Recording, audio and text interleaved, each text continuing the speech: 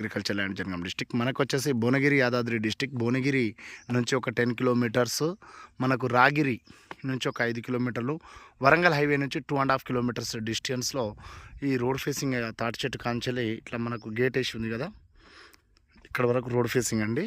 ఇది 20 గుంటాస్ ల్యాండ్ అయితే అమ్మకానికి వచ్చింది. ఫర్ గుంట వచ్చేసి 3.2 lakhs చెప్తున్నారు. 3,20,000 గుంట చెప్తున్నారు. స్లైట్లీ నెగోషియబుల్ అయితే ఉంది. డైరెక్ట్ రైతు దగ్గర నుంచి అమ్మకానికి ఉంది.